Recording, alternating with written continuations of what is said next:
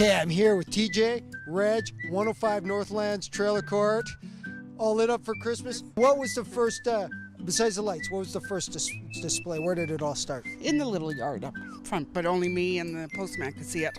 So then we built a platform for the fence about 7-8 years ago. Yeah. How much do you guys figure you have invested in this display? Altogether, over $1,000.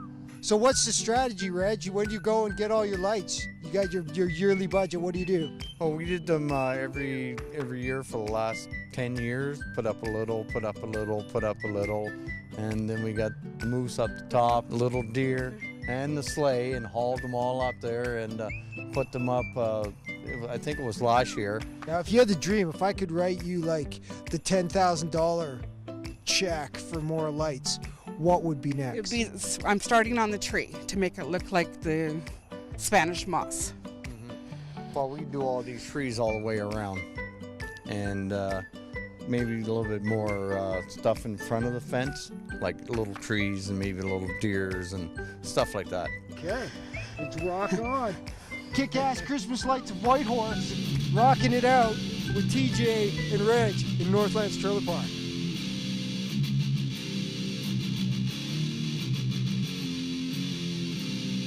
We're here at 12th and Pine. Teresa Jobs has been putting on a kick-ass display of Christmas lights for 15 years now. And which ones are some of your favorites? Well, I like my flakes up there, my sprinkly flakes, and that one. And my snowman, I just found him last few years and I've been putting him up. Santa Claus we've been putting up for the past 5 years. Did you make the ladder? Is that like... No, we bought that, but I lost Santa Claus the last few years. I couldn't find him. He was lost underneath the porch there, but I was determined to find him this year so I could put him up there because it just looks funny without Santa Claus on the ladder. So, and then I put those twinklies on the windows. And did you do all the lights in the trees? Yes, I did all the lights in the trees myself. I found some round rings, and I used curtain rods or curtain hooks, and I attached them to the lights, and then I threw them down straight. Do you have any idea how much you've spent on your lights? No. A lot of these I found at Recycle. Mostly found a lot of them. The spotlights, I love the spotlights pointing on Santa Claus. I just love doing lights every year. Okay. And I do it all myself. Yeah, all myself. What would be your dream to find? You want a big blow-up snowman or? Oh, yeah, I wouldn't mind a blow-up or two. Yeah. Okay, Teresa, for doing such an awesome kick-ass job with your Christmas lights. Midnight Sun Coffee Roaster, half a pound of their special Christmas blend coffee. I love coffee. Kick-ass Christmas lights. Northwestel Community TV. Thanks again. Thank you. Yes.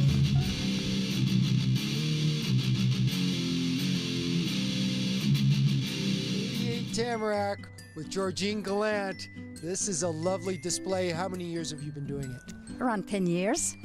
I always bought my my lights at the end of the season, to save money, first of all. Okay. Every year, I had it, and now that's what we've got. Which ones are your favorite? Which colors do you like? All the different colors. That's my favorite. Yes. And the ones you have on your porch, you say the ones that they look like trees, little tree branches, but they're not. No, they just come like that, and I did find they were pretty, and we display it. Yes. Do you change it every year, or do you do the same display? Well, no, we try to do almost the same, except we had, like this year we had the big tree down by the road, and next year, God knows what. Are there any you have your eye on? Like, is there a special type of light you really want to get this year? Really likes the one on the patio, and we're going to add probably more next year. And Georgine compliments of Midnight Sun Coffee Roaster, their famous Christmas blend. For you, congratulations on a kick-ass display of Whitehorse Christmas lights this year. Thank you very much, and I want to wish you all a Merry, Merry Christmas and a Happy New Year's.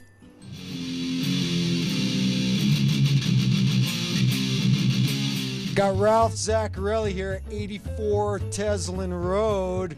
You're always lit up for Christmas. Which one of these is your favorite decoration? My favorite decoration are probably those two over there because I've had them for about 20 years and they still work. It's good. And that's probably my favorite.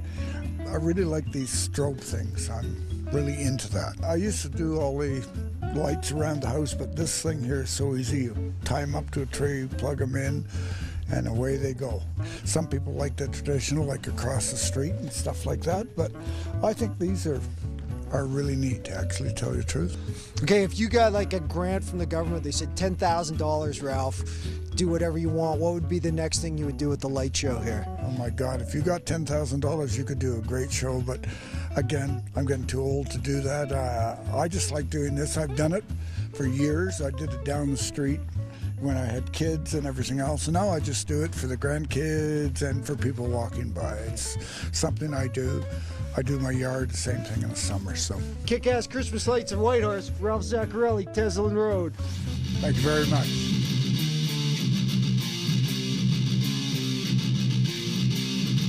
I'm here with CAD Davis, Christmas light technical specialist for the City of Whitehorse. On behalf of all the citizens of Whitehorse, you guys do an awesome job every year. The place looks great. So how do you guys do it? It's a bit of work.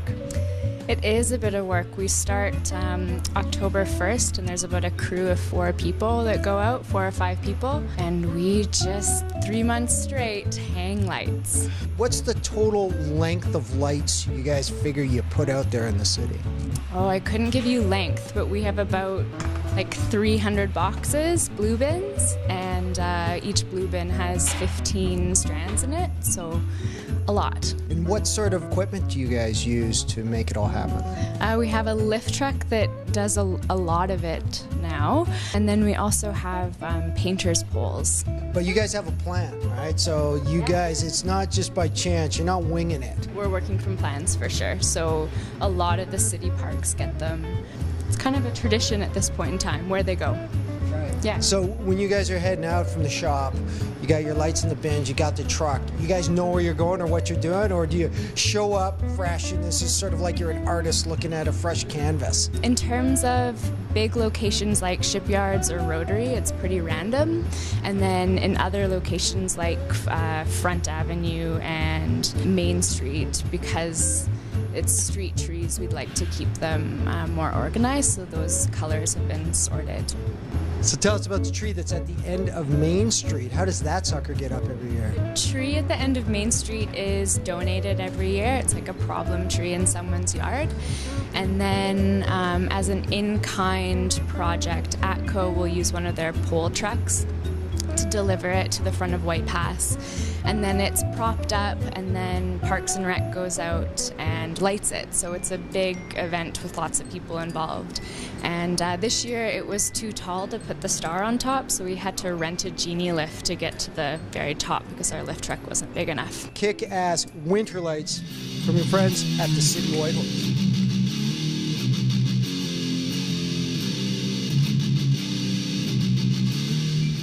Kick-ass Christmas Lights of Whitehorse is here with the Griswold of Valley View, Mark Champagne, the artist of all this display. Yeah. What is your yearly budget? It's gone down because I've kind of reached a point where it's harder and harder to find new places to put up lights. Easily spend $100, $150 a year initially. Right. It's going down now. And your partner in crime is your next door neighbor. That's right. And you guys decorate it together?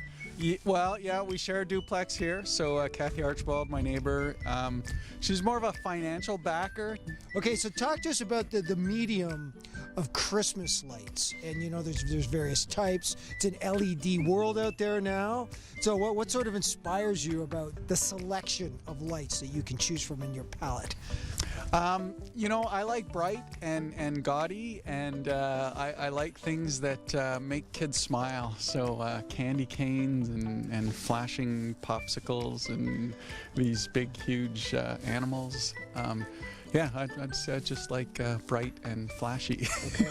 Is there a spirit of competition? No, but I will say that for years and years, my dream was to make it onto the City of Whitehorse bus tour for lights. So I kind of was joking. I would jokingly say that was my big goal was to make the tour. Are you on the tour? Last year, for the first time, the bus did come through Valley View. So I kind of feel pressure this year to step it up a notch. And you know, I've been talking to a lot of neighbors and trying to encourage them to get into the spirit of Christmas and put up lots of lights. And there's definitely more lights in Valley View. In the spirit of giving in Christmas and the light display, compliments of Midnight Sun Coffee Roaster, their famous Christmas blend, half a pound, keep you up at night, put more lights on your house. Awesome. Thank you very much. Okay, Merry Christmas. 397 Valley View. Come check out the lights.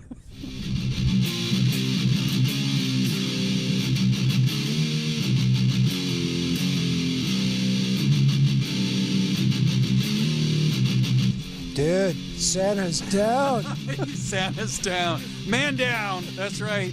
Yeah, it's windy tonight, and I was just inside about 20 minutes ago, and I heard something. I heard steps on the roof.